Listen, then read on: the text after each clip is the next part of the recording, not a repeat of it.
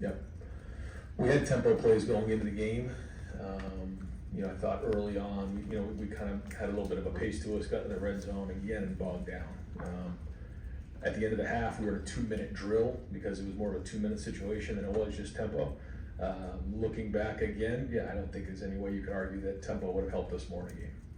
Bill Landis, Kings of the North. Brian, we talk about having to win the rushing battle in this game and historically what that's meant.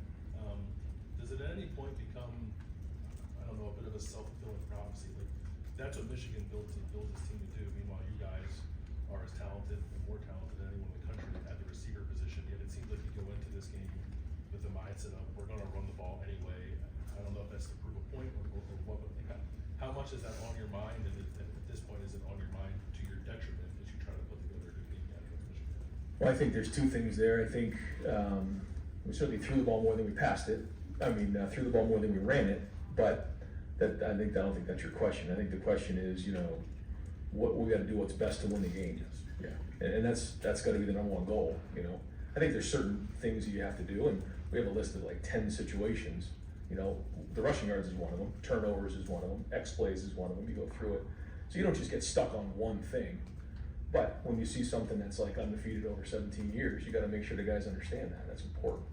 That doesn't necessarily mean like you got to do whatever you can to win the game. That's the bottom line.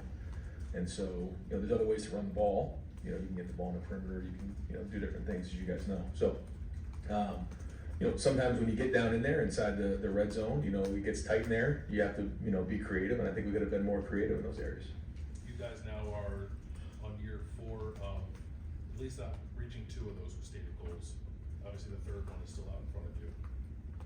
Why are you the right coach to get the team to that point this season? Yeah, no, I hear you. It's I can't sit here and tell you that as I look back on the 4 years, if there's like one thing in common. And you look at each game and you can identify different things that didn't go well, and ultimately the result's the result. And so our guys, first off, love Ohio State. They are completely bought in. I thought they played extremely hard in that game, and I thought they wanted to win that game more than anything else. And so I think the culture is strong as it's ever been. I think we have great players. I think we have great coaches.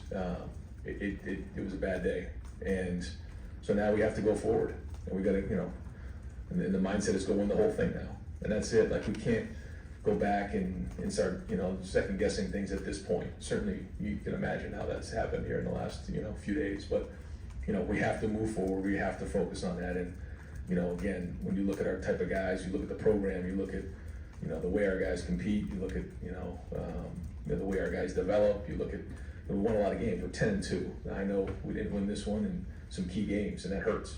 So we got to keep learning from it and growing from it and building on it. Every time you go through some of this, you learn more and more, and that has to be the case here.